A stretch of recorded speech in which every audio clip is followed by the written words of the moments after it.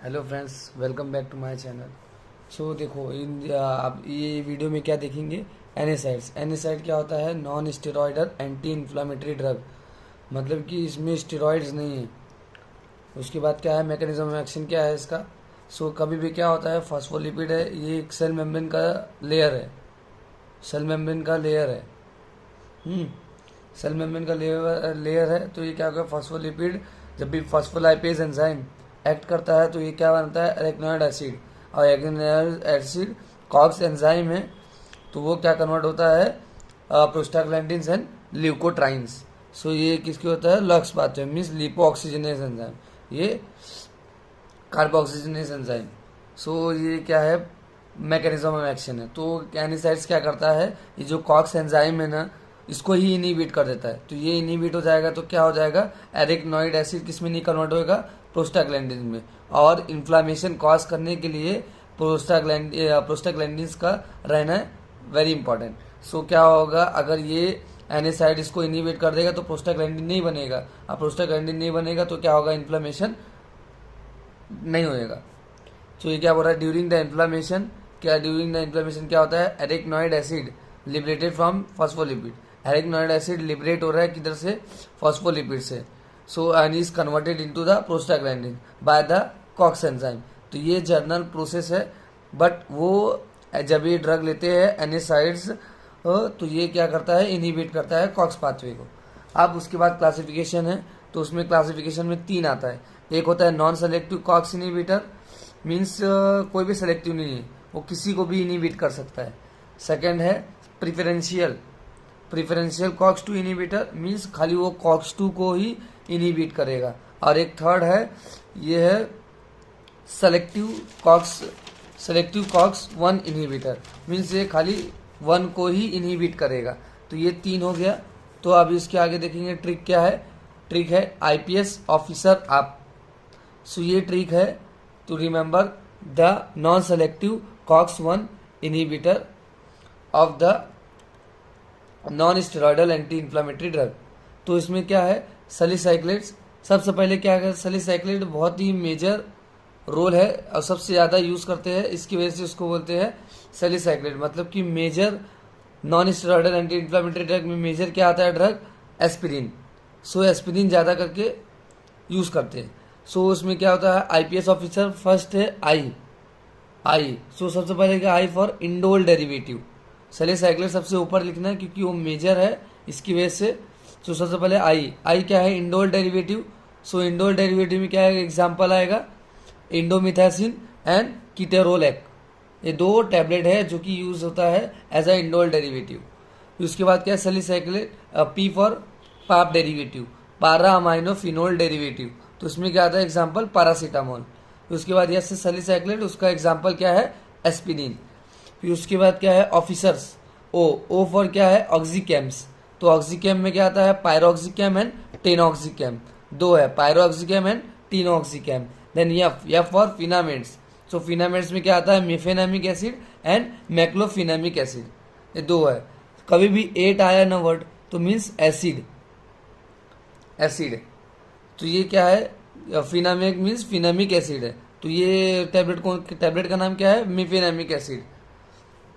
उसके बाद क्या है, पायरानोजोल डेरिवेटिव। तो पायरानोजोल डेरिवेटिव में क्या आता है, फिनाइल ब्यूटाजोन। फिर ये एग्जाम्पल याद करना रहता है, पर ये याद रखना, फिनाइल पायराजोन का पी, फिनाइल का पी। पी फॉर पी ऐसा। अब पाप derivative means P, paracetamol P. ये याद रखना, पायरोक्सिकेम का ऑक्सीकेम, ये पायरोक्सिकेम। नेम सेम है लास्ट का, खाली पायर लगाना है, पायर और 10 पायर ऑक्सीकेम। फिनामेंट्स का मेफेनामिक एसिड सेम। फिनामिक एसिड की जगह क्या लिख सकते हो, फिनामेंट्स, फिनामेंट्स। उसके बाद क्या है, प्रोपियोनिक एसिड डेरिवेटिव में क्या आता है, आइबीप्रोफेन एंड फिनोप्रोफेन। और इसमें और दूसरा आता है कार्पोप्रोफेन। फिर प्रिफरेंशियल में क्या आता है, डिक्लोफिनेक एसिक्लोफिनेक। प्रिफरेंशियल में आता है कॉक्स 2 इनहिबिटर में क्या है, डिक्लोफिनेक एंड एसिक्लोफिनिक। उसके बाद क्या है, सेलेक्टिव कॉक्स 2 इनहिबिटर क्या है, सिलोकॉक्सिगेन पैरेकॉक्सिब। ये एग्जाम्पल है। उसके बाद क्या है, सैलिसाइक्लेट है, उसके अंदर मिथाइल सैलिसाइक्लेट, एसिटाइल साइक्लेट। तो एसिटाइल सैलिसाइक्लेट को बोलते हैं एस्पिरिन।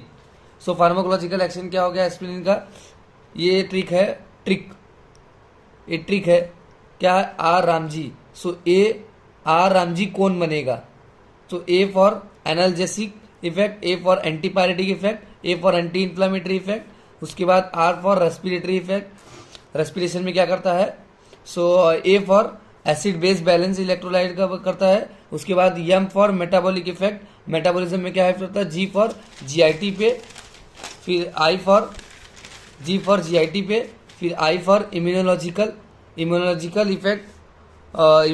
इफेक्ट, उसके बाद के फॉर किडनी पे और बी फॉर ब्लड पे। सो ये क्या हो गया ओवरऑल फार्माकोलॉजिकल एक्शन। सो अभी एक एक को डिस्कस करेंगे। एसिम analgesic means pain relieve from the pain, good analgesic है। एंटीपायरेटिक इफेक्ट है, एंटीपायरेटिक मीन्स ये क्या करता है, सैलिसाइक्लेट बॉडी टेम्परेचर को नॉर्मल पे ला के रखता है। सो ये क्या हेल्प करता है इन द फीवर। फिर एंटी इन्फ्लामेटरी इफेक्ट मीन्स कोई भी इन्फ्लामेशन हुआ है तो हायर डोसेस पे देंगे तो ये क्या कर देगा, 4 to 6 ग्राम पर डे पे देंगे तो एस्पिरिन क्या करेगा, एंटी इन्फ्लामेटरी ड्रग जैसा एक्ट करेगा। फिर रेस्पिरेशन में क्या करेगा, 4 to 6 ग्राम अगर पर डे देते हैं अपन तो वो क्या करेगा, increase oxygen consumption by the skeletal muscle जो भी है वो क्या करेंगे, ऑक्सीजन कंजप्शन इंक्रीज कर देगा। सैलिसाइक्लेट क्या करेगा, इंक्रीज ऑक्सीजन कंजप्शन इंक्रीज कर देगा। और सैलिसाइक्लेट स्टिमुलेट करता है रेस्पिरेटरी सेंटर्स को, रेस्पिरेटरी सेंटर किधर प्रेजेंट है, मेडुला में, तो वो क्या करेगा, स्टिमुलेट करके क्या करेगा, रेट और डेप्थ रेस्पिरेशन का बढ़ा देगा। So this causes increase carbon dioxide loss. तो इसकी वजह से क्या होगा, अगर रेट और डेप्थ बढ़ जाएगा तो क्या होगा, एक्सेस कार्बन डाइऑक्साइड जो भी है वो फ्लश्ड आउट हो जाएगा। जब भी कार्बन डाइऑक्साइड फ्लश्ड आउट हो जाएगा तो इनसाइड क्या होगा, कार्बन डाइऑक्साइड कम होएगा बॉडी के अंदर, और क्या होगा, result in the respiratory alkalosis. So respiratory alkalosis क्या होता है, simple a condition where there is a decrease of carbon dioxide in the tissue level, understand. Then after क्या हो गया, क्योंकि क्या होता है, कार्बन डाइऑक्साइड है ना, कंबाइन होता है वाटर से तो क्या बनाता है, बाइकार्बोनिक एसिड बनाता है, और जब ये डिसोसिएट होता है तो H+ बनता है और कार्बोनेट बनता है ऐसा। तो अगर कार्बन डाइऑक्साइड कम हो जाएगा तो H+ कम हो जाएगा, और H+ कम हो जाएगा तो क्या हो जाएगा, अल्कोलोसिस हो जाएगा। तो इसके बाद क्या हो गया, मीन्स अल्कालाइन, एसिडोसिस नहीं है, अल्कालाइन हो जाएगा। उसके बाद एसिड बेस्ड इलेक्ट्रोलाइट बैलेंस करता है, carbon dioxide is first out, result in respiratory. तो ये रेस्पिरेटरी अल्कोलोसिस कंपेंसेट किससे करते हैं, excretion of bicarbonate ions, bicarbonate ion excrete कर देंगे। तो उसके बाद क्या करेंगे, by the kidney, bye kidney. तो उसके बाद क्या, मेटाबॉलिक इफेक्ट में क्या करेगा, सेलुलर मेटाबॉलिज्म इंक्रीज करेगा, इंक्रीज हीट प्रोडक्शन इंक्रीज करेगा, और उसके बाद क्या करेगा, ग्लूकोज यूटिलाइजेशन भी इंक्रीज करेगा। तो उससे क्या होगा, ब्लड में ग्लूकोज क्या हो जाएगा, कम हो जाएगा, क्योंकि यूटिलाइजेशन इंक्रीज हो गया है। अब उसके बाद क्या है, यहाँ पे जीआईटी में क्या करेगा, स्टिमुलेट करेगा CTZ को। CTZ क्या है, कैमो रिसेप्टर ट्रिगर जोन। सो ये क्या प्रोड्यूस करेगा, वोमिटिंग। उसके बाद इम्यूनोलॉजिकल इफेक्ट में क्या करेगा, एंटीजन एंटीबॉडी जो भी रिएक्शन होता है उसको डिक्रीज कर देगा, इनहिबिट द एंटीबॉडी प्रोडक्शन को भी इनहिबिट कर देगा।